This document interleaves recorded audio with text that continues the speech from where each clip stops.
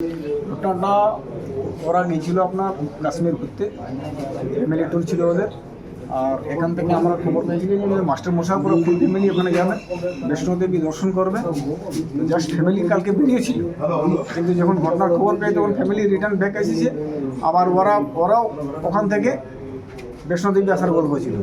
কিন্তু এইভাবে যে ঘটনা, দুর্ভাগ্যপূর্ণ ঘটনা ঘটে গেছে এখানে, ফ্যামিলি আহত হয়নি, আবার বাড়িতে ফিরে এসেছে।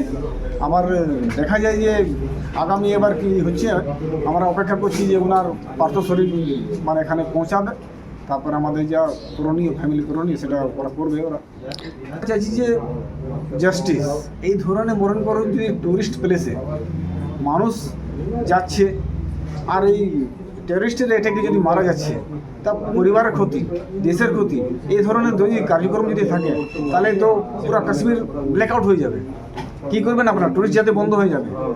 আমরা আপনার চ্যানেলের মাধ্যম থেকে কেন্দ্র সরকারের গৃহ মন্ত্রণালয় থেকে এটাই আবেদন করব যে জাস্টিস আমরা চাই।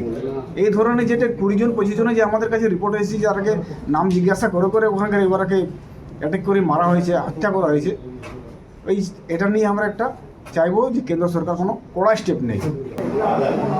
নিউজ পেলাম যে দাদা গিয়েছিল ঘুরতে, ওখানে খবরে মোদি ফোন করে জানালেন যে উনি নেই। কীভাবে হয়েছে ঘটনাটা? আতঙ্কবাদীরা গুলি করে দিয়েছে। কোথায়? পেহেলগামে। কে হয় আপনার? আমার দাদা কি করতেন উনি? মিনিস্ট্রি অফ হোম অ্যাফেয়ার্স ছিল। আর কি খবর আছে, কি তথ্য পেয়েছেন? আর বেশি কিছু খবর নেই। উনি কি, ওনার দেহ কি এখানে আসবে? বলেছে কালকে আসতে পারে, এখন কিছু ঠিকঠাক বলেনি। এই ছেলেটাকে মানুষ করেছিলি, বলে খেলাইছিলি, আর ছেলেটা মারা গেল। মন মেজাজ আমার ভালো নাই, কিন্তু জিনিস আছে এটা যেমন মারে গিয়ে সেই যেমন অ্যাকশন নেই মোদী সরকার, এটাই হইল আমার